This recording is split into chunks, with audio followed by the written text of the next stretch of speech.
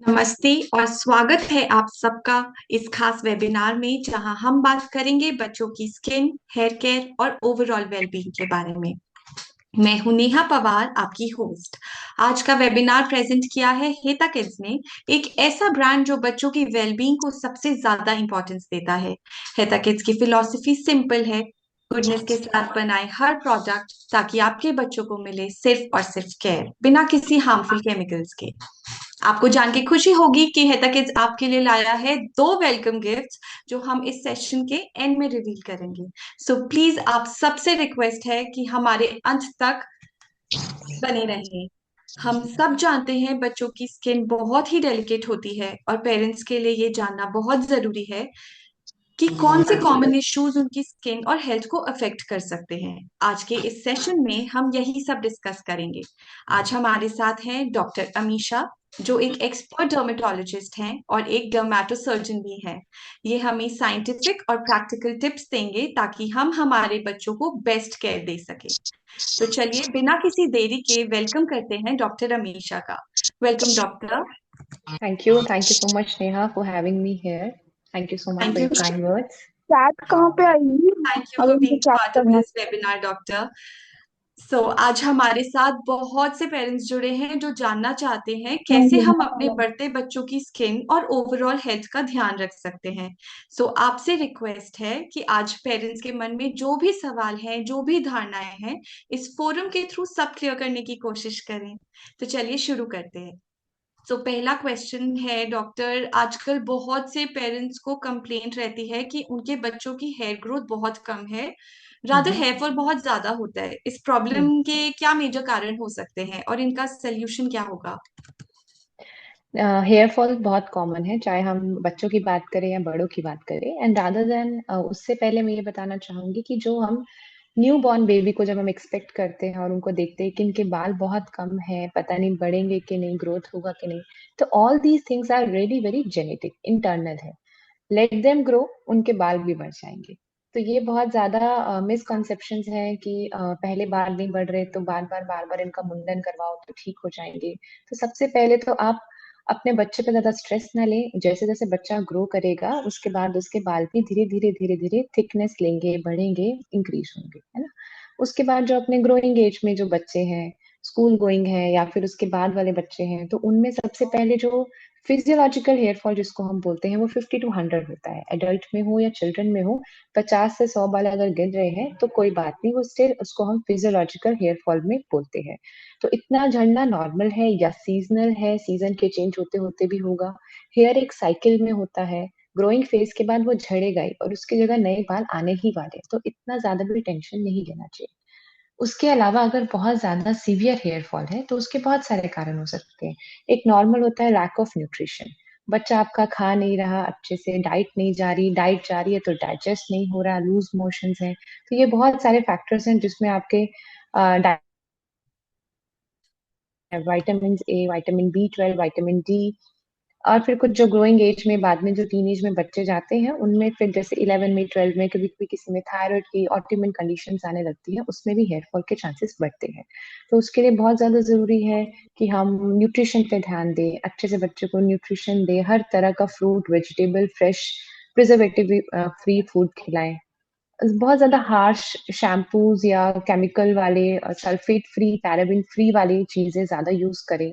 छोटे बच्चों के लिए नो टीयर फॉर्मूलाज आते हैं ताकि उनको ज्यादा अनकंफर्टेबल ना हो। और हेयर फॉल में बस ये है, इसके साथ साथ बहुत जरूरी है प्रॉपर स्लीप। और आजकल स्कूल गोइंग बच्चों को भी इतना ज्यादा स्ट्रेस है कि स्ट्रेस फ्री एनवायरनमेंट क्रिएट करना बच्चों के आसपास बहुत ज्यादा जरूरी है। उन्हें बाहर खेलने दें, आउटडोर एक्टिविटीज लेने दें, प्रॉपर स्लीप रखें, स्क्रीन टाइम थोड़ा कम रखें। ये सब चीजें हार्मोन डिसबैलेंस भी करती है, जो अगेन एक बहुत कॉमन कॉज है फॉर हेयर फॉल। फिर इसके अलावा I want to add that कुछ डिजीजेस होती हैं जो आपके लेवल पे आप ट्रीट नहीं कर सकते, जैसे कि ऑटोइम्यून कंडीशन होती है एलोपेशिया एरियाटा। तो उसमें से छोटे छोटे पैचेस में हेयर फॉल होता है। तो वो जब आपको लग रहा है कि एक पैच ही बन रहा है, ऐसे गोल गोल पैचेस बन रहे हैं हेयर फॉल के, तब आपको डॉक्टर के पास जाना है। तब आपको अपने तरीके से उसको हैंडल नहीं करना है।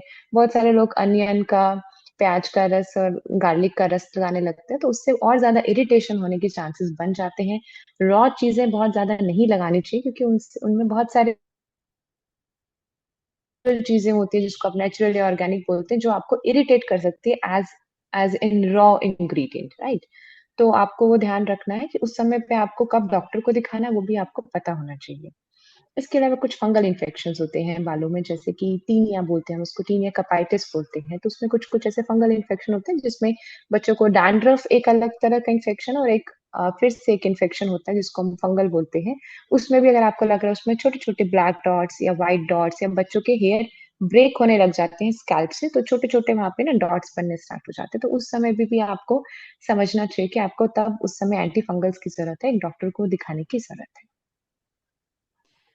Thank you doctor. हुँ, हुँ, सो आजकल देखा जा रहा है, जैसे कि मैं देख सकती हूँ हमारी ऑडियंस के भी ये क्वेश्चंस आ रहे हैं हुँ, हुँ, कि छोटे बच्चों और ग्रोइंग एज में भी काफी डैंड्रफ की हाँ, शिकायत रहने हुँ, लगी है। आप हुँ, थोड़ा हुँ, सॉल्यूशंस और हुँ। इनके रीजन थोड़ा सो बताएं। Dandruff again is a fungal infection. Now dandruff में क्या होता है कि आपको एक छोटे-छोटे तरह के उसमें फंगल इन्फेक्शंस होते हैं जो पूरे आपके स्कैल्प को कवर करता है।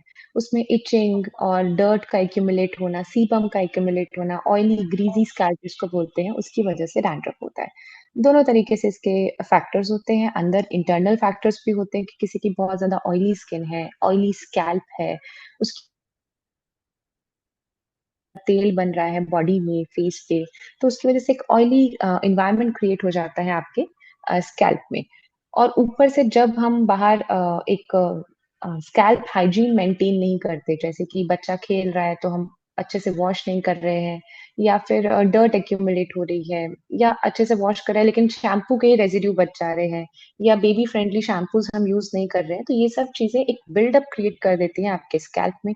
तो जब वो एक ऑयलीनेस और एक बिल्डअप क्रिएट हो जाता है, तो एक ऐसा एनवायरनमेंट क्रिएट होता है जहाँ पे एक बैरियर सा बन जाता है ऑयल का, जिसके बाहर से फिर हवा नहीं लग पाती, पानी नहीं लग पाता। तो जो उस एनवायरनमेंट के अंदर जैसे फ्रिज हम बंद करके कभी घर से निकल जाते हैं, तो कैसे एक अंदर एनवायरनमेंट क्रिएट हो जाता है कि फंगस बढ़ता है फिर।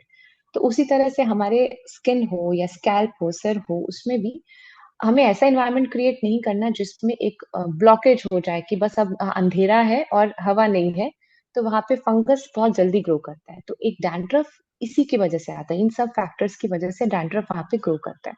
तो हमें किन बातों का ध्यान रखना चाहिए कि हम अल्टरनेट डे या फिर बहुत ही ऑयली स्कैल्प है तो अल्टरनेट डे बच्चों का हेयर वॉश करें, अच्छे से वॉश करें, बेबी फ्रेंडली शैम्पूज़ यूज़ करें, शैम्पू का रेज़िड्यू नहीं बचना चाहिए, निकलना चाहिए। इसके अलावा ऑयलिंग कम करनी चाहिए। जैसे अगर आपको डैंड्रफ है वो ऑयल की वज़ह से होता है, तो कोई भी हेयर ऑयल अवॉइड करें। अगर गर्ल्स हैं, बच्चों के बाल बड़े हैं, तो आप सिर्फ़ कंडीशनिंग के लिए आप एंड्स पे लगा सकते हैं। स्कैल्प में आप ऑयल तब तक अवॉइड करें जब तक बच्चे को डैंड्रफ है। इतना आप करें, उसके बावजूद अगर डैंड्रफ नहीं जा रहा है, तो आप फिर डॉक्टर को दिखाएँ, तो फिर anti fungal shampoos, anti fungal treatments हम दे सकते हैं। बहुत ज़्यादा खुद से भी घर पे इस ज़रूर ध्यान रखें कि आपको ऑयलिंग नहीं करनी और एक स्कैल्प हाइजीन अच्छे से मेंटेन करना है। बहुत ज़्यादा हार्श शैम्पूज़ भी नहीं करने कि आपका बालों का मॉइस्चर ही चला जाए। बहुत ऐसे सॉफ्ट और बेबी फ्रेंडली शैम्पूज़ यूज़ करने चाहिए for age appropriate. Okay. Doctor हमेशा मैं इस पे आगे थोड़ा-सा कहना चाहूँगी, हुँ, जैसे कि मार्केट में कुछ ड्राई शैम्पूज़ अवेलेबल हैं। आजकल हुँ, हुँ, नेचुरल वेज़ भी यूट्यूब पे बताते हैं कि ड्राई हुँ, शैम्पूज़ कैसे बनाना है, बेकिंग हुँ, हुँ, सोडा, हुँ, कुछ और हुँ, चीज़ें डालकर। हुँ, तो वो हुँ। किस हद तक इफ़ेक्ट है? अ, करना भी देखो चाहिए? अब अगर हम एडल्ट्स हैं और बहुत बिज़ी हैं, तो वो एक तरीके से बनाना तो मुझे नहीं लगता कि कितना ही वो ठीक है। फिर भी अगर आप किसी भी तरह का ड्राई शैम्पू यूज़ करना चाह रहे हैं तो एज़ अ अडल्ट ठीक है वो। आपके बिज़ी शेड्यूल में आपको नहीं समझ में आ रहा है तो ठीक है, बट बच्चों में इतने कम तो उनके पहले से ही बाल होते हैं, तो उसमें भी ड्राई शैम्पू यूज़ करना आई डोंट थिंक इट्स फेयर और इट्स नेसेसरी आल्सो क्योंकि उसका फिर से एक बिल्डअप आ जाएगा। ड्राई शैम्पू का भी बिल्डअप वहाँ पे आ जाएगा, फिर आप उसको निकालेंगे, फिर वहाँ पे एलर्जीज़, इरिटेशन क्रिएट हो जाएँगे और वो भी कोई सल्फेट फ्री या पैराबेन फ्री नहीं होते, कहीं न कहीं प्रिजर्वेटिव्स ही हैं, वो बिल्डअप वहाँ पे क्रिएट होगा and then a bad hygiene situation will be there. तो बच्चों में जहाँ पे हम बहुत जल्दी उनका हेयर वॉश कर सकते हैं, I don't think dry shampoos are made for them और दे शुड यूज़ अंटिल बहुत ज़्यादा सर्दी है, बच्चा बीमार है, आप कुछ कर नहीं सकते, फिर भी उस केस में I don't think, like I will not recommend. So बच्चों में सडन इचिंग, सेंसिटिविटीज, एलर्जीज और रैशेस भी काफी देखा जा रहा है, और वो खुद से कभी कभी सबसाइड भी कर जाते हैं। तो इनके राइट। पीछे क्या रीजंस हो सकते हैं, और इसमें पेरेंट्स को क्या स्टेप्स लेने चाहिए? रैशेस बहुत तरह के हैं, पूरी डर्मेटोलॉजी रैशेस पे बेस्ड है। सो बच्चों में क्या कुछ कॉमन आ सकते हैं जो बहुत सारे पेरेंट्स फेस करते हैं। सबसे पहले एक ओवरऑल ड्राइनेस होती है बच्चों में। कुछ बच्चे जेनेटिकली ऐसे होती है उनकी स्किन की उसमें उनमें ऑयल के जो ग्लैंड्स हैं वो एक्टिव नहीं होते, वो ऑयल ग्लैंड्स इतना ऑयल सिक्रीट नहीं कर रहे होते। तो वो ऐसा क्यों होता है, उस कंडीशन को हम बोलते हैं एटॉपिक डर्मेटाइटिस। तो एटॉपिक डर्मेटाइटिस या एटॉपी वाले बच्चे क्या होते हैं, सारे दिन उनको इचिंग ही होती रहती है, उनकी स्किन बहुत ज्यादा ड्राई होती है। आप नोटिस करेंगे बहुत सारे बच्चों को चेहरे पे से व्हाइट व्हाइट स्पॉट्स आने लग जाते हैं, खुरदुरे से होते हैं। एंड पेरेंट्स फिर उसमें वरी करने लगते हैं कि कहीं ये व्हाइट डिजीज तो नहीं है, विटिलिगो तो नहीं है। तो उसके लिए मैं बताना चाहती हूँ कि when there's a dryness overall body में, फेस पे, तो इस तरह से व्हाइट पैचेस आने लग जाते हैं, बच्चे को एक्सेसिव इचिंग होने लगती है। एक लिमिट के बाद वो इचिंग इतनी बढ़ जाती है कि वहां पे फिर रेड रैशेस और रेड ऐसे वुंड बनना स्टार्ट हो जाता है। तो वो क्यों होता है, तो वो आपके बच्चे में ऑयल नहीं बन रहा है, कुछ बच्चों में ऑयल नहीं बनता है अप टिल सम 14-15 ईयर्स तक। 14-15 ईयर्स के बाद हॉर्मोन्स ऐसे चेंज होते हैं कि ऑयल प्रोडक्शन अच्छा होने लगता है, तो उसके बाद उनमें तक पेरेंट्स को क्या करना चाहिए, ऐसे बच्चे खास करके इनको विंटर्स में बहुत ज्यादा दिक्कत आती है। सर्दियों में ऑलरेडी इन्वायरमेंट बहुत ड्राई होता है, बॉडी भी बहुत ड्राई होती है। तो कुछ चीजें हैं जो आपको सिंपली नोट डाउन कर लेनी चाहिए कि बहुत ज्यादा गर्म पानी से जब आप स्टार्ट करते हैं बच्चे का रूटीन, बहुत ज्यादा गर्म बॉइलिंग वाटर से ना नहलाएं। 2 से 3 मिनट से ज्यादा बच्चे को बिल्कुल ना नहलाएं, पानी में ना खेलने दें, क्योंकि वाटर, एक्सेसिव वाटर भी आपका अंदर का मॉइस्चर ऐसे खींच लेता है। ठीक है, जो सोप्स हैं, आप बहुत ज्यादा सोप्स भी मत यूज करें, बच्चे को बेबी फ्रेंडली ऐसे सॉफ्ट यूज करें, सोप जो पीएच फ्रेंडली हो। और रादर देन मैं ये बोलूंगी कि सोप विंटर्स में जो इनके बहुत एक्सेसिव ड्राई स्किन है, आप डेली भी मत यूज करें, ऑल्टरनेट डे यूज करें सोप्स को भी। और ऐसा सोप यूज करें जिसमें आपकी बेबी की जो मतलब नहाने के बाद उसकी जो स्किन है वो बहुत ऐसे सॉफ्ट होनी चाहिए, ऐसे नहीं होना चाहिए कि ऐसे हार्श है या ड्राई हो गया है बहुत ज्यादा। ठीक है, उसके बाद उनके टॉवल ऐसे कॉटन के होने चाहिए, बहुत ज्यादा उनको रगड़ के इस तरह से स्क्रब करके ना पोंछे, डैप डैप करें। जब उनकी हल्की गीली स्किन है तभी उन्हें एक अच्छा बॉडी लोशन, क्रीम बेस्ड और लोशन बेस्ड बॉडी लोशंस पूरे बॉडी में लगाएं, जिसमें सिरामाइड्स हो, अच्छे उसमें सोया बटर हो, मैंगो बटर हो, कोको बटर हो, इस तरह से उसमें सेरामाइड्स होने चाहिए जो थिकनेस हो, अच्छे से पेनिट्रेट करे स्किन के चैनल्स को, और काफी देर तक वो बॉडी पे स्किन पे रहे। ऐसा आपने सुबह किया, रात को दोबारा करें। बच्चा जब खेल के अगर आता है बाहर से तो भी उसके कपड़े चेंज करें। डस्ट एलर्जी, जितनी भी डस्ट एलर्जीज होती है उसका कॉज यही होता है कि जब बच्चे बाहर से खेल के आते हैं तो चेंज नहीं करते, उन्हें हम क्लीन नहीं करते। तो उन्हें तब जब भी बच्चा आपका बाहर से खेल के आ रहा है ज्यादा धूल मिट्टी में, तब भी एक बार उनको थोड़ा सा क्लीन करके उनके फिर से एक बॉडी लोशन लगाएं। बॉडी लोशन और क्रीम से एक बैरियर की तरह भी एक्ट करता है कि जब वो एक बैरियर लगा रहेगा तो बाहर से जो भी एलर्जन आना होगा उसको एक बैरियर मिलेगा, तो डायरेक्ट वो आपकी बॉडी में एंटर नहीं कर पाएगा, है ना। तो ये हो गया टोटल एटॉपिक डर्मेटाइटिस का। तो इसमें और आप क्या प्रिकॉशंस ले सकते हैं, कोई कोई बच्चों को बहुत ज्यादा रैशेज आते हैं, उनकी स्किन बहुत ज्यादा सेंसिटिव होती है, तो उन बच्चों में आप कॉटन के क्लोथ पहनाएं। वुलन जैसे कपड़े, सिंथेटिक जैसे फैब्रिक्स उनको बहुत इरिटेट कर सकते हैं। वो वूल के जो फाइबर्स होते हैं वो भी उन्हें इचिंग और रैशेज कर सकते हैं। बहुत सारे बच्चे ऐसे आते हैं सर्दियों में टोपी पहन के, तो उनको अच्छा नहीं लगता और बार बार वो सर से निकालते हैं, या उनको ऐसे गले में इचिंग आती है क्योंकि उनके कॉलर ऐसे वूल के बने होते हैं। तो मैं ये बोलना, नेचुरल होना चाहिए, सिंथेटिक फैब्रिक्स अवॉइड करें। बहुत ज्यादा डाई वाले कपड़े भी अवॉइड करें, यानी कि red dyes, blue dyes, dark colour की डाइज हैं, कोई भी फ्रेग्रेंस, कोई भी डार्क कलर भी बच्चों को इरिटेशन और एलर्जी कर सकते हैं। लाइट कलर के कपड़े पहनाएं, पेस्टल कपड़े पहनाएं। और सर्दियों में अभी तो खैर समर का सीजन है, बट जब सर्दियों में भी आप पहनाएं तो पहले नीचे कॉटन के कपड़े पहनाएं, उसके ऊपर से वुलन एंड लेदर आप पहना सकते हैं। लेदर में कोई एलर्जिक फाइबर्स नहीं होते, तो लेदर आप पहना सकते हैं। इसके अलावा, टॉपिक के अलावा हम समर सीजन की बात करें तो स्वेट की वजह से बहुत डर्मेटाइटिस हो सकता है, बच्चे बाहर जाते हैं डस्ट की वजह से बहुत डर्मेटाइटिस हो सकता है। घमौरिया जिसको हम बोलते हैं, हीट रैश होता है, सन बर्न होता है, तो उसमें calamine lotions aloe vera based body lotions बहुत काम करते हैं। और उसमें भी आप कॉटन के लूज क्लोथ्स पहनाएं ताकि जो स्वेटिंग हो रही है वो वहां पे जल्दी जल्दी एब्जॉर्ब हो सके। ऐसा कोई भी फैब्रिक ना पहनाएं जिसमें आपका स्वेट एब्जॉर्ब ही ना हो रहा। तो जैसे वार्मर्स आजकल आते हैं, तो वार्मर्स जी। भी उसके नीचे हमें क्या कोई एक थिन कॉटन लेयर हाँ पहनानी चाहिए या हाँ, डायरेक्टली वार्म? एक्चुअली जो वार्मर्स भी आते हैं, कभी कभी डिपेंड करता है अब आपके चाइल्ड की बॉडी कितनी सेंसिटिव है।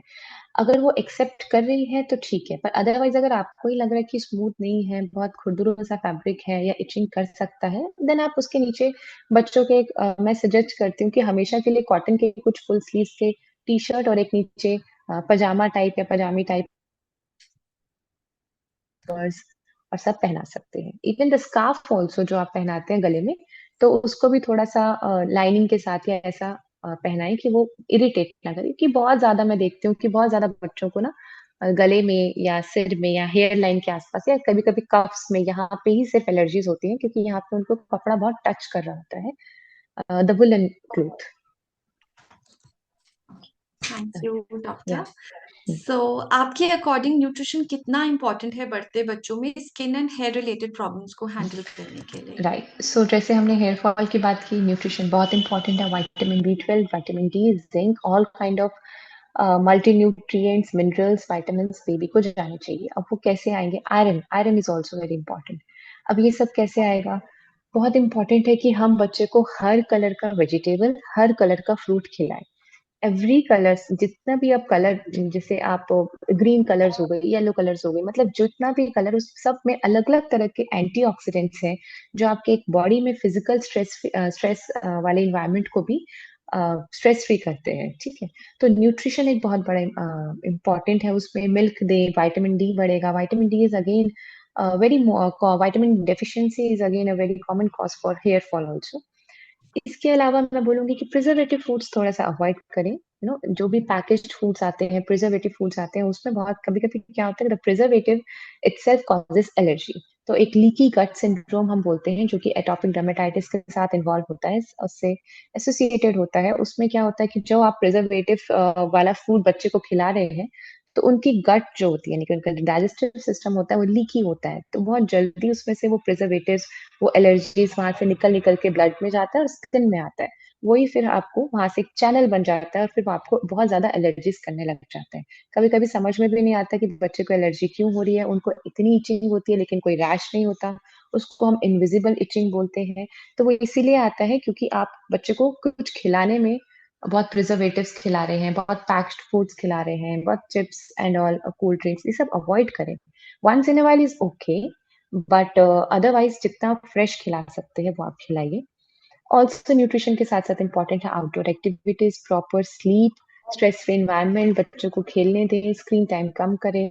तो ये उनका डाइजेस्टिव सिस्टम और हार्मोनल सिस्टम, एंडोक्राइन सिस्टम को भी बहुत हेल्प करता है, बूस्ट करता है। इम्यूनिटी बहुत बूस्ट करता है। Immunity is again a very important factor. Otherwise skin में अगर आपको बोलना है तो जैसे विटामिन A और एसेंशियल फैटी एसिड्स की डेफिशिएंसी की वजह से भी बहुत ड्राइनेस आती है। बहुत सारे बच्चों को छोटे छोटे स्पिक्यूल्स आने लग जाते हैं एल्बोज पे, नी पे, उसको फ्राइनोडर्मा बोलते हैं। वो घी वगैरह आप कम खिलाते हैं तो उसकी वजह से भी आ जाते हैं। तो एक घी इज अ गुड फैट, घी आप खिला सकते हैं बच्चे को। अदरवाइज वेजिटेबल ऑयल थोड़ा आप अवॉइड भी कर सकते हैं। ओके। Yeah. सो अपने बढ़ते बच्चों पर अभी भी बेबी प्रोडक्ट्स या फिर अडल्ट प्रोडक्ट्स यूज करना कितना हद तक सही है, और आप क्या रेकमेंड करेंगे पेरेंट्स को? सो बेसिकली एक बेसिक सा कॉन्सेप्ट है कि बच्चे की जो स्किन है, खास करके जो 12 साल से कम के बच्चों की स्किन है, उनका जो स्किन बैरियर है वो इतना ज्यादा डेवलप नहीं होता जितना एडल्ट बैरियर होता है। तो उनमें एलर्जेंस जाने के चांसेस, बाहर से कोई भी चीज पेनिट्रेट करने के चांसेस बहुत बढ़ जाते हैं, या फिर गट से जाने के चांसेस। और उनकी स्किन बहुत सेंसिटिव होती है। जो चीजें आप में बहुत जल्दी रैश नहीं बनाएंगी, उनमें बना लेंगी, उनमें रैश वो क्रिएट हो जाएगा। तो उसमें आप क्या कर सकते हैं कि कुछ बेबी फ्रेंडली प्रोडक्ट्स आते हैं, या फिर जो बहुत ही छोटे बच्चे होते हैं उनमें जैसे बेबी वॉशेज आपको यूज करने हैं, तो आप नो टीयर फॉर्मूला यूज कर सकते हैं ताकि बच्चे की आंख में वो एलर्जीज ना करे। फिर they are sulphate free, paraben free आप shampoos and body washes and pH friendly soaps आप यूज कर सकते हैं। और इसके अलावा ये है कि ऑयल वगैरह जो होते हैं कि बेबी ऑयल है, मसाज वगैरह भी आप कर सकते हैं, उसमें भी ठीक है। बट समटाइम्स बहुत ज्यादा ऑयल मसाज करने से भी बच्चों में बहुत छोटे छोटे घमौरियों जैसे रैश आ जाते हैं, तब आप अवॉइड कीजिए। तो baby friendly products are good, they are pH friendly, they can be use, they should be use. And ध्यान रखें कि जो खास करके मॉइस्चराइजर्स हैं उसमें अच्छे बटर्स हों, कोको बटर्स, मैंगो बटर्स, शिया बटर्स, सेरामाइड्स, इसी तरह के कॉम्प्लेक्स बटर्स हो जो रहे। और इतना ध्यान रखना चाहिए कि बहुत ज्यादा फ्रेग्रेंस और बहुत ज्यादा केमिकल वाले प्रोडक्ट्स नहीं यूज करने चाहिए। हेटा kids is one of them, so वो आप देख सकते हैं। सो बेबी फ्रेंडली प्रोडक्ट्स या वी कैन यूज। तो अब हम फटाफट से अपने ऑडियंस के राइट, क्वेश्चंस ले लेते हैं।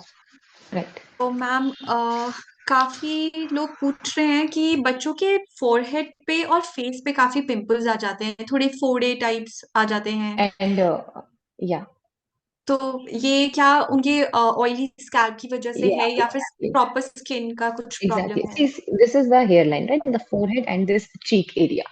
Now this lateral part इसको बोलते हैं हम, this is the medial part, इसको हम lateral part बोलते हैं। तो जो हेयरलाइन के आसपास आपको पिंपल्स आ रहे हैं, खास करके फोरहेड एक्ने, बहुत सारे लोग उसको कॉमन लैंग्वेज में फंगल एक्ने बोलते हैं।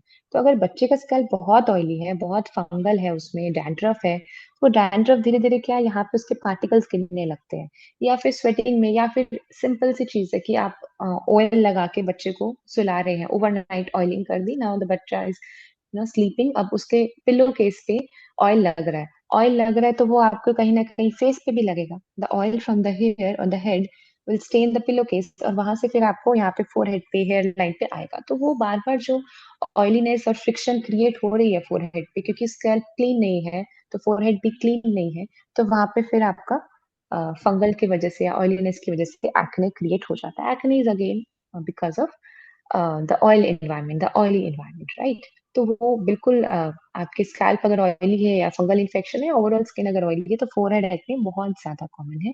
उसके लिए वही है कि आप अपना स्कैल्प अच्छे से रखें, हाइजीन अच्छा रखें, फेस वॉशेस कर सकते हैं आप। वो शैम्पू जो आप स्कैल्प पे यूज करते हैं, उसको आप थोड़ा सा शैम्पू यहाँ पे भी यूज कर सकते हैं, फॉर्म बना के रख सकते हैं, वो हम रिकमेंड करते हैं। और अगर नहीं ठीक हो रहा है, then you should visit a dermatologist. Okay. And ma'am, एक 11 इयर्स की डॉटर है, उसको रैशेस होते हैं बट एरिया और इनर थाई में। सो वो उसका रीजन क्या है और रेजोल्यूशन क्या हो सकता है? रीजन कुछ भी हो सकता है। द बट एरियाज अगेन बहुत सिटिंग रहती है अगर बच्चों की, वहां पे बहुत फ्रिक्शन, या फिर आप बहुत टाइट क्लोथ्स पहन रहे हैं, तो the butt areas and the inner thighs area, they are the most prone to friction sides, right? तो अगर हम बैठते हैं या किसी को स्वेटिंग बहुत होती है, तो बटक एरिया पे बहुत ज्यादा फॉलिकुलाइटिस, यानी कि छोटे छोटे ऐसे इनग्रोन हेयर या पिंपल्स का बनना या फिर रैशेस का बनना बहुत कॉमन है। तो वो आपको देखना चाहिए कि या तो बच्चा बहुत स्वेट कर रहा है उसकी वजह से है, या फिर बच्चे की स्किन बहुत ड्राई है। दोनों ही केसेस में फ्रिक्शन जब आ रही है, तो वो रैशेस हो सकते हैं। दोनों ही केस में स्किन डैमेज हो रही है, स्किन पील ऑफ हो रही है। तो उसमें टाइप क्या है, बहुत ज्यादा ऑयली है, तो उसको पहले लूज क्लोथ्स पहनाए, उसको अच्छा thin lotion based moisturiser use करें rather than thick cream based, क्योंकि बच्चे का स्किन ऑलरेडी बहुत ऑयली है। एंड अगर आपके बच्चे का स्किन बहुत ड्राई है, उसकी वजह से रैशिंग और इचिंग आ रही है, तो फिर आप फिर से एक क्लोथ्स तो आपके लूज होने ही चाहिए, एंड देन आप क्रीम बेस्ड, एक थिक क्रीम बेस्ड वहाँ पे बॉडी लोशंस, बॉडी क्रीम्स लगाएं, ताकि वहाँ पे एक मॉइस्चर क्रिएट रहे, बना रहे। और अगर बहुत ज्यादा सिटिंग है बच्चों के आजकल, जैसे पढ़ रहे हैं बच्चे, एग्जाम फेस चल रहा है, तो थोड़ा सा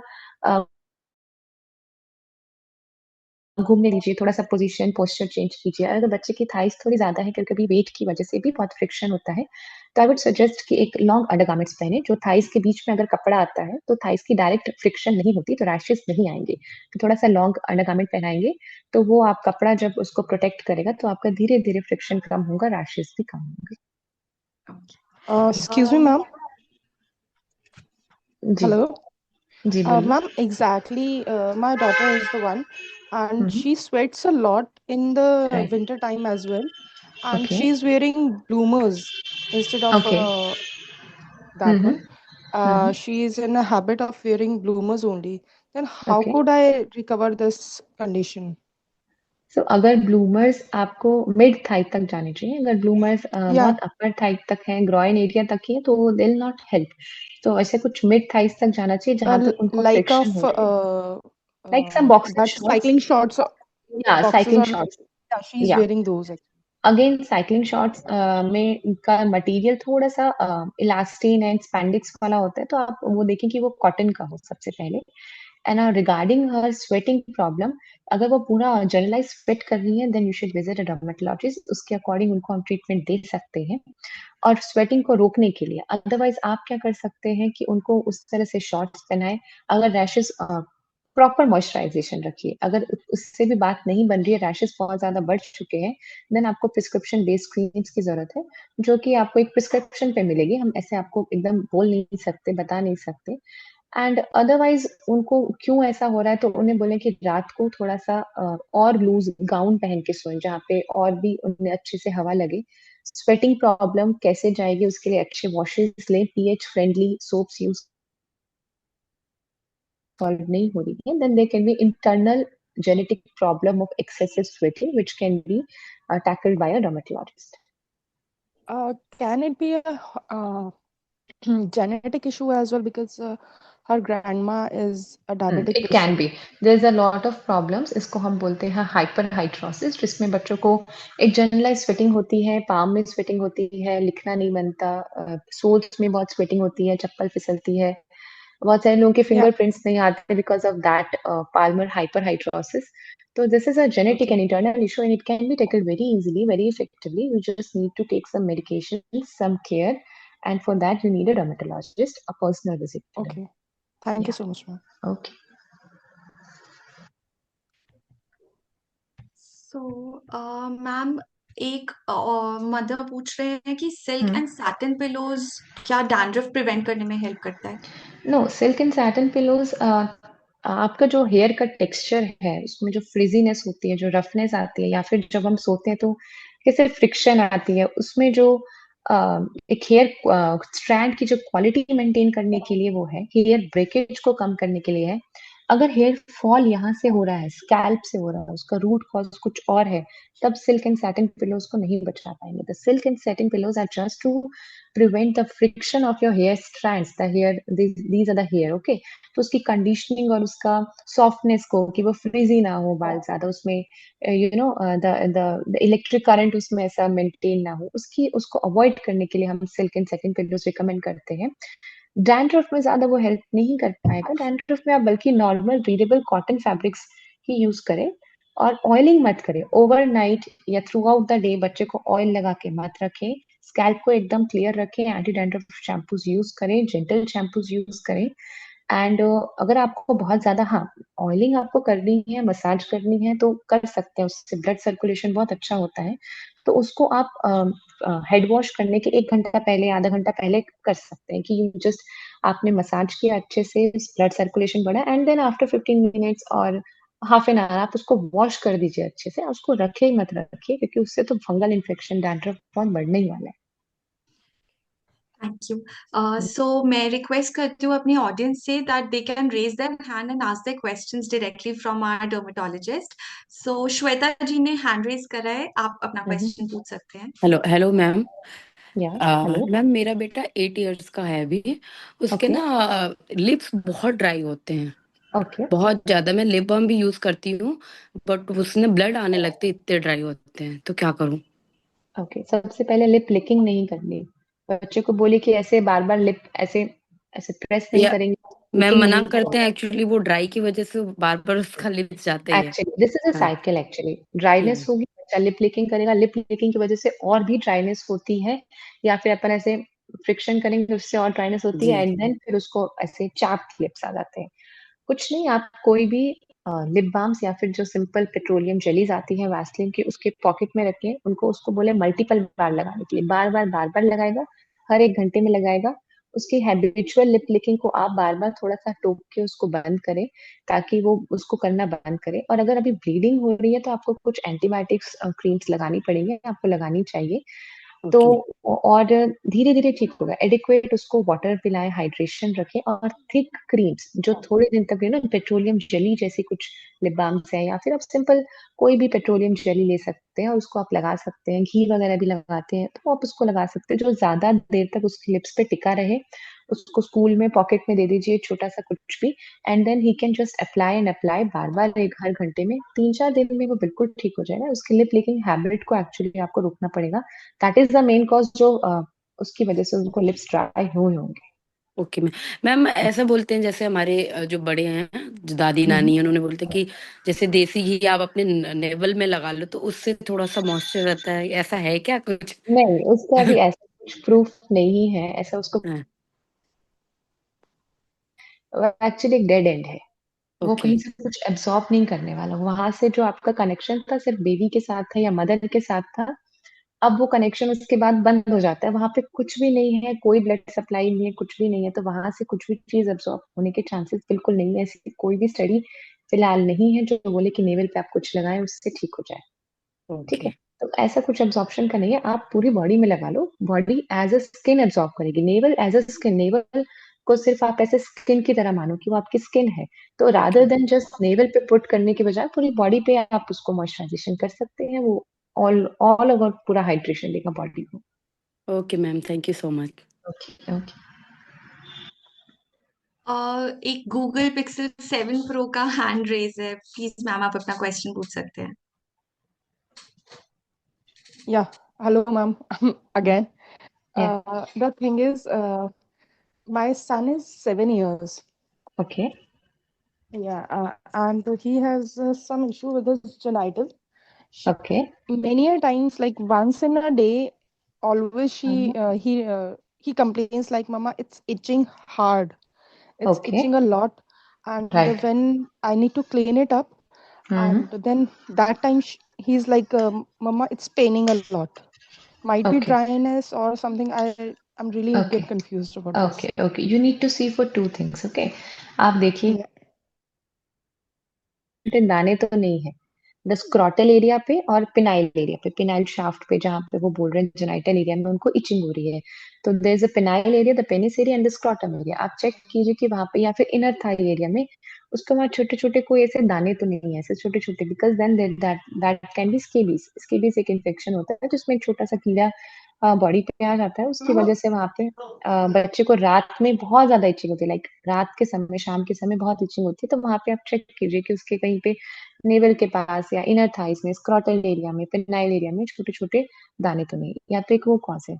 सेकेंड, अगर वो पेनफुल चीज भी है तो माइट बी की स्किन उनके रिट्रैक्ट नहीं होते। पेनाइल स्किन जो रिट्रैक्ट होती है बैक, वो पीछे की तरफ चली गई है, तो या तो स्वेलिंग हो सकती है, छोटे छोटे फिजर्स हो सकते हैं, कट्स भी हो सकते हैं, या फिर अंदर से यूरिन इन्फेक्शन की वजह से भी कभी कभी वहां पे इचिंग होने लग जाती है। तो ये थोड़ा सा सेंसिटिव और सीवियर है। आप, मतलब सीवियर नहीं बोलूंगी इसको, पर you need to visit a dermatologist. You should visit a dermatologist, can be either of two. तो अगर उसको पेनफुल इचिंग हो रही है, यानी कि कुछ स्वेलिंग होगी अंदर जो कॉन्स्ट्रिक्ट कर रहा है एंड वो उसको परेशान कर रहा है, तो you need to see a doctor. वो हो जाएगा, ऐसा कुछ भी नहीं है जो उसमें ठीक नहीं होगा। इन दोनों में से यही चीज होगी। Other thing can be simple allergy. आपका कोई डिटर्जेंट आपने चेंज किया हो, या अच्छे से आप कपड़ों से नहीं निकाल पा रहे हो, जो उसके अंडर गार्मेंट्स में बच रहा हो, जो उसको एलर्जी कर रहा हो, कोई सोप आपने चेंज किया हो, कोई हार्श डेटॉल वाटर में, आप अगर डेटॉल वगैरह के पानी में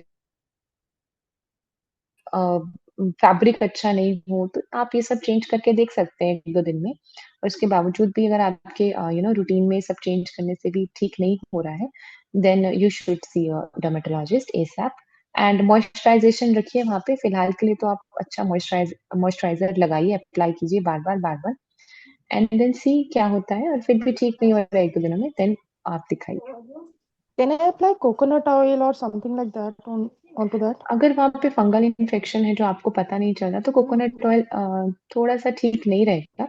कोई भी प्लेन मॉइस्चराइजर, थिन मॉइस्चराइजर आप लगा सकते हैं, some lotion based moisturiser. Thank you so much, ma'am. Okay. Audience से रिक्वेस्ट है कि because we are running short of time, एक क्वेश्चन ही पूछा जाए, and let Garima ma'am ask a question first. Hi, I hello wanted to know what is can you suggest some good hair oil for extreme dandruff and itchy scalp? Ma'am, no hair oil for extreme dandruff and itchy scalp. Don't use hair oil ma'am. The thing is कि the hair oil itself is a very oily thing. So you don't want your scalp to get trapped in that greasy environment, again causing dandruff. आपको लगता है कि dandruff dryness की वजह से है, और एक बार जब आप ऑयल लगा लेते हैं तो वो डैंड्रफ के जो छोटे छोटे फ्लेक्स होते हैं ऑयल से चिपक के शैम्पू से निकल जाते हैं, तो आपको ऐसा लगता है कि डैंड्रफ में ऑयल का बहुत अच्छा रोल है, मेरा डैंड्रफ चला गया, ऐसा नहीं। जब इची एंड सेंसिटिव स्कैल्प, पहली बात तो आप sulphate free paraben free shampoos use कर सकते हैं। दूसरा, आप थोड़ा सा शैम्पूज को कम यूज कीजिए, ऑयलिंग मत लगाइए मैम, ऑयल से आपका फंगल इन्फेक्शन बढ़ने ही वाला है, और अगर बहुत ज्यादा सीवियर फंगल है तो आपको एंटी फंगल शैम्पूज और टैबलेट्स की जरूरत है, उसके लिए फिर आपको डर्मेटोलॉजिस्ट को दिखाना चाहिए। ओके, सो पीयूषा जी आप पूछ सकते हैं।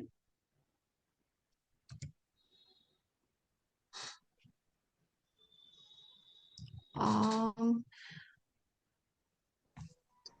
I don't So know. Piyusha's question is that her daughter is 7 years, and till the time वो 2 साल की थी, her skin was quite good, but now the color is changing and skin is also not, Yeah, that's again a very common, concern with the parents. So basically, जब आपका बच्चा school going होता है तो वो बाहर जाने लगता है, खेलने लगता है, तो टैनिंग आने स्टार्ट हो जाती है। तो टैनिंग की वजह से बच्चे का कलर चेंज होने लगता है, थोड़ा सा जैसे जैसे बच्चा बड़ा होता है थोड़ा सा ऑयलीनेस बढ़ता है बच्चे में, एक ऑयली स्किन की तरफ जाता है because of some hormonal changes also. So that's a pretty common thing actually, don't worry. बच्चे का चेहरा थोड़ा तो डल होता है, बॉडी थोड़ी डलनेस में जाती है, क्योंकि बच्चा बाहर जा रहा है, खेल रहा है, उसके स्कूल भी जाते हैं, तो कहीं ना कहीं वो चेहरा और कलर थोड़ा थोड़ा कम होता है। एक एज के बाद, यानी आफ्टर टीनेज या फिर आफ्टर मेनार्की, थोड़ा सा 14-15 साल में कलर वापस आ जाता है। और अगर आपको बहुत ज्यादा इश्यूज हैं then you can use sunscreen also. बाकी इतना ज्यादा परेशान होने वाली बात है नहीं। न्यूट्रिशन अच्छा रखें, एंटीऑक्सीडेंट्स खिलाते रहें, इन फूड्स एंड इन फ्रूट्स, ठीक रहता है। ऐसा कुछ बहुत ज्यादा मेजर इशू नहीं है कलर चेंज का। डलनेस जो है वो सिर्फ टैनिंग की वजह से आती है। आपको बहुत ज्यादा इश्यूज है तो आप बच्चे को सनस्क्रीन लगा सकते हैं, जो कि 6 मंथ्स के बाद, यानी कि जो सनस्क्रीन की जो कट ऑफ एज है वो हम बोलते हैं 6 मंथ्स के बाद sunscreen is physical sunscreen is recommended for children, you can use. Ma'am but उसमें ये हो रहा है कि यानी उसके कलर अनइवन है, और वाइट स्पॉट्स कभी कभी आ जाते हैं चेहरे पे, और हाँ, वो जाते नहीं। that's because of dryness. The white spots होते हैं उसको हम पिट्रियासिस अल्बा बोलते हैं। तो बेसिकली आपकी जब स्किन बहुत ड्राई होती है और आप ऐसे स्क्रैच करके देखेंगे ना तो आपको एक व्हाइट लाइन आ जाती है। That is because of dryness. तो बच्चे में जब ड्राइनेस इतनी ज्यादा होती है तो उनको खुद ब खुद छोटे छोटे व्हाइट पैचेस आने लग जाते हैं। नहीं तो नहीं, जो नॉट लाइक दैट।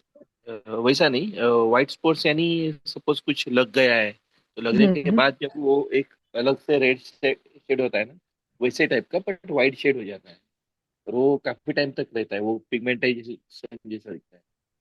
तो may be it's vitiligo sir. अगर चोट लगने के बाद ऐसी लाइन जैसा व्हाइट निशान आ रहे हैं then it may be vitiligo which is a white disease, then you should see a dermatologist, because वो देख के ही पता चलेगा। एंड अनइवन स्किन टोन वैसे भी ड्राइनेस की वजह से और टैनिंग की वजह से आता है। सन एक्सपोजर एक अनइवन स्किन टोन करता है, ड्राइनेस एक अनइवन स्किन टोन करती है। आप एक अच्छे मॉइस्चराइजर यूज कर सकते हैं, सनस्क्रीन यूज कर सकते हैं। चोट लगने के बाद कहीं कहीं पे व्हाइटनेस ही आ रही है, एकदम चॉकी व्हाइट कलर, चॉक जैसा व्हाइट कलर जैसा आ रहा है, then it may be vitiligo, you should see a dermatologist. तो fine। नमिता जी आप अपना क्वेश्चन पूछ सकते हैं। Yeah, thank you. Actually, I just wanted to check, like, for uneven tone because of skin tanning and all, is it recommended to use homemade face packs of like chickpea and some turmeric base, like we use To your children or you're asking for yourself? for children only. Okay. Okay.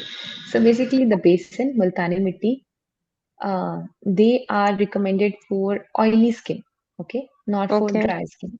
अगर आपके बच्चे की dry skin है already तो उनको आप ये सब चीजें मत लगाएं, क्योंकि ये बहुत ज्यादा मॉइस्चर खींचता है।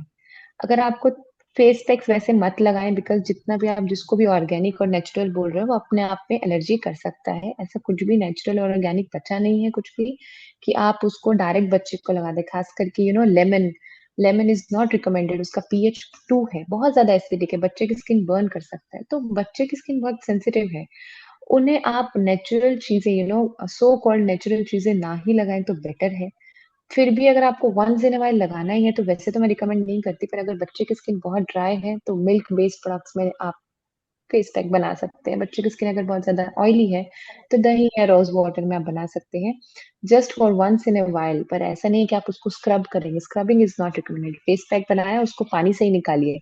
70% ड्राई होता है जब, 70% नॉट 100%, जब 70% आपको लगता है ड्राई हो गया तभी उसको वॉश ऑफ कीजिए। उसको ऐसे स्क्रब कर करके, रब करके मत कीजिए, उससे स्किन बहुत डैमेज होती है। और उसके भी पहले अगर आप कुछ भी लगाना है तो पैच टेस्ट होना चाहिए। पैच टेस्ट मतलब आपको जो भी लगाना है बच्चे के कान के पीछे पहले लगाइए, 2 दिन वेट कीजिए कि उसको एलर्जी तो नहीं हो रही, मतलब कान के पीछे लगा के 1 घंटे के बाद उसको निकाल दीजिए, वॉश ऑफ कीजिए। Then wait for at least 48 hours कि उसको एलर्जी तो नहीं है उस चीज से, then you can go ahead. Still I won't recommend, but क्योंकि प्रैक्टिकली सब लोग सारी बातें सुनते नहीं है तो अवॉइड कीजिए, कम से कम अवॉइड कीजिए। Thank you so much. Mother name से किसी का हैंड रेज्ड है, प्लीज अपना क्वेश्चन पूछिए।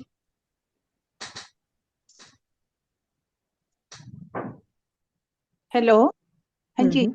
जी। हाँ मैम, एक्चुअली मेरा बेटा 13 साल का है। जैसे अभी तक तो अंडर 12 एज में हम ये दूसरे प्रोडक्ट्स यूज करते रहे हैं, like mother care and all other products. अब जैसे वो टीनेज स्टार्ट हो रही है तो किस तरीके के प्रोडक्ट्स उनके लिए यूज करें for skin and hair?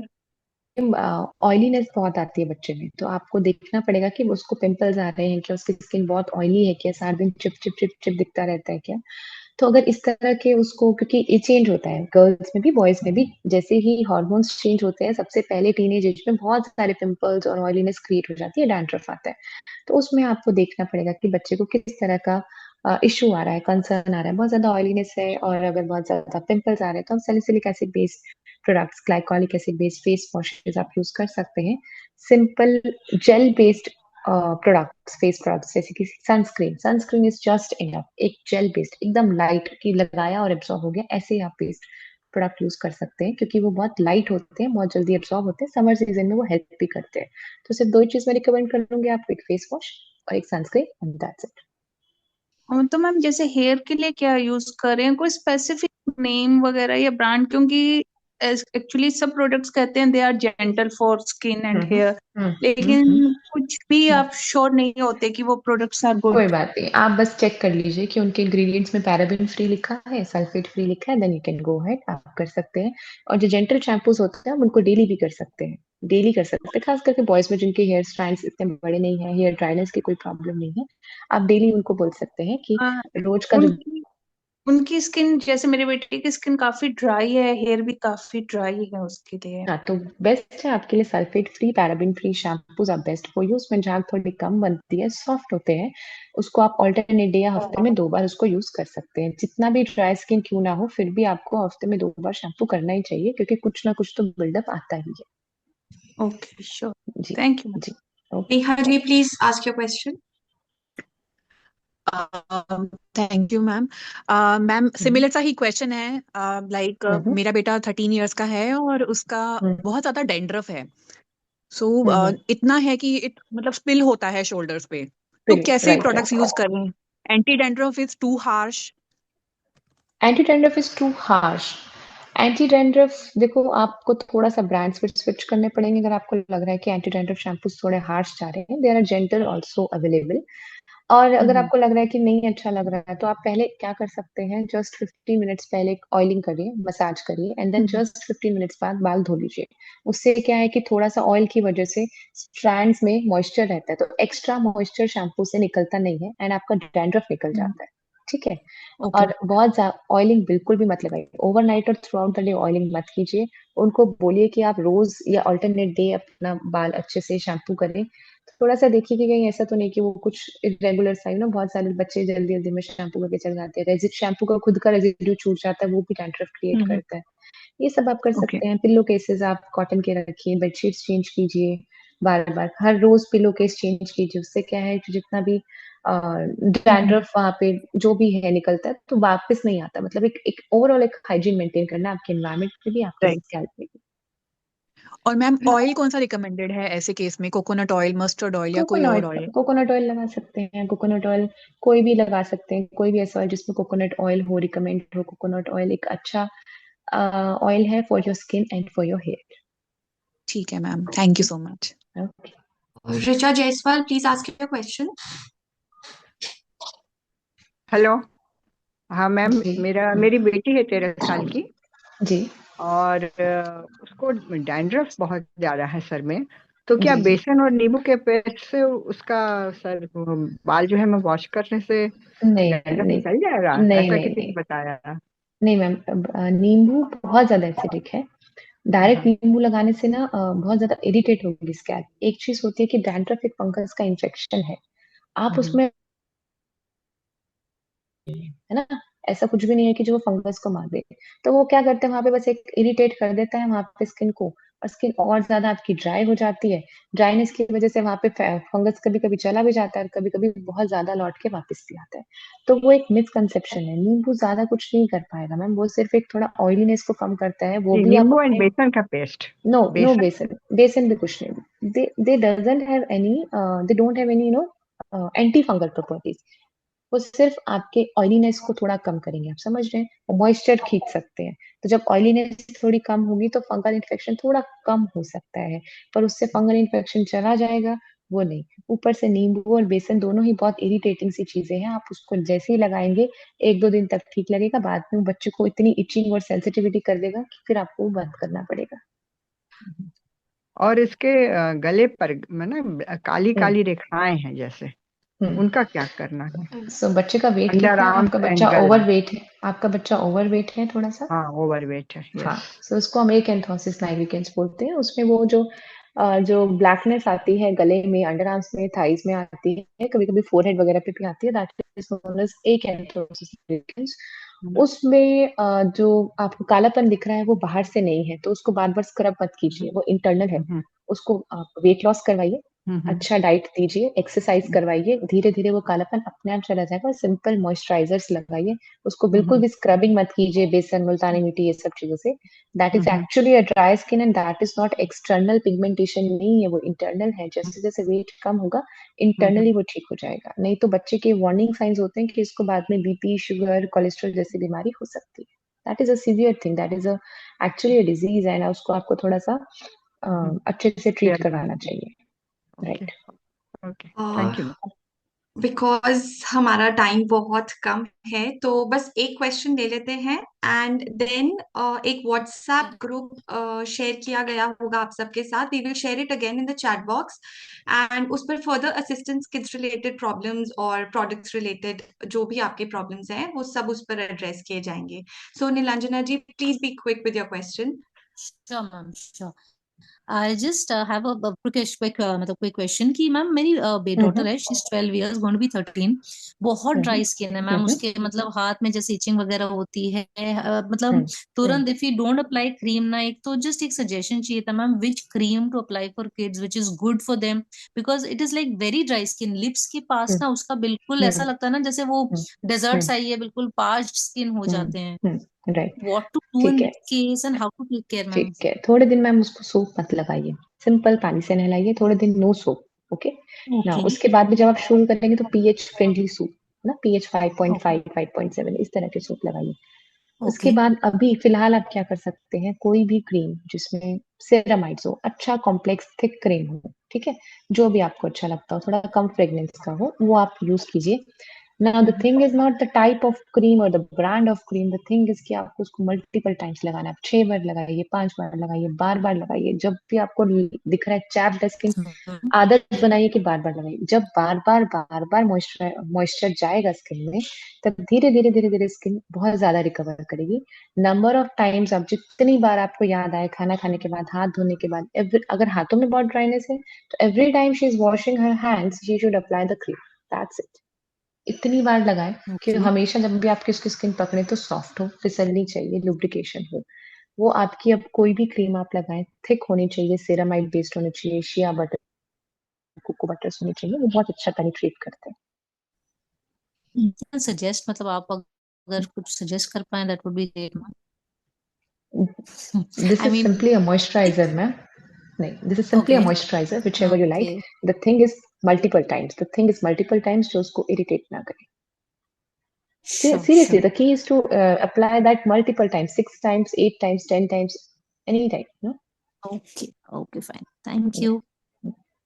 Okay. तो होपफुली आप सबके मेजर क्वेश्चंस का आंसर आप सबको मिल गया होगा. We thank you so much doctor for being the part of this informative webinar and Thank you so clearing much. All clearing all the confusions and questions of our parents. So अब बारी आती है उन 2 welcome gifts की जिनका हमने promise इस webinar के बिगिनिंग में किया था. एंड उससे भी ज्यादा हम एक और आपके लिए एक सरप्राइज देंगे. उसके लिए आप सबको एक व्हाट्सएप लिंक, जो ग्रुप लिंक है चैट बॉक्स में भी शेयर किया जाएगा, वो प्लीज ज्वाइन करें and you will get your surprises. All the participants are going to get that. So as a brand हेता किड्स हमेशा पेरेंट्स और बच्चों की वेलबींग का ध्यान रखता है और इसलिए natural, safe and dermatologically tested products लेकर आता है जो आपके बच्चों की स्किन और हेयर के लिए बेस्ट होते हैं.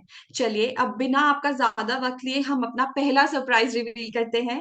सो हेता किड्स आपको दे रहा है 15% ऑफ अपने सभी प्रोडक्ट्स पर, जो वैलिड है टिल 28 फरवरी 2025. सो फटाफट से डिस्काउंट अवेल करने के लिए आपको इनकी वेबसाइट www.hetakids.com पर जाकर प्रोडक्ट शॉप करने हैं और ये डिस्काउंट कोड अप्लाई करना है, which I am mentioning in the chat box. तो आप ये डिस्काउंट कोड प्लीज अच्छे से नोट करिए एंड इसको जरूर अवेल करें और अपने रिव्यूज हमारे साथ शेयर करना बिल्कुल ना भूलिए. सो जल्दी से सेकेंड सरप्राइज भी रिवील कर देते हैं, बट उसके लिए आपको एक picture screenshot with a tagline for हेता किड्स अपने इंस्टाग्राम स्टोरी पर लगाना होगा और हेता किड्स को टैग करना बिल्कुल नहीं भूलें. The best taglines will get a free hamper from हेता किड्स. मैंने इंस्टाग्राम पेज का लिंक भी चैट बॉक्स में शेयर किया है. Please do follow us. Also, in case of any support, you can contact us at support@hetakids.com. You can also shop our products at Amazon, Flipkart, JioMart and Myntra. तो इसी के साथ हम ये session and करते हैं. आप सबका बहुत बहुत धन्यवाद हमारे साथ जुड़ने के लिए. Hope your day goes well. Thank you so much.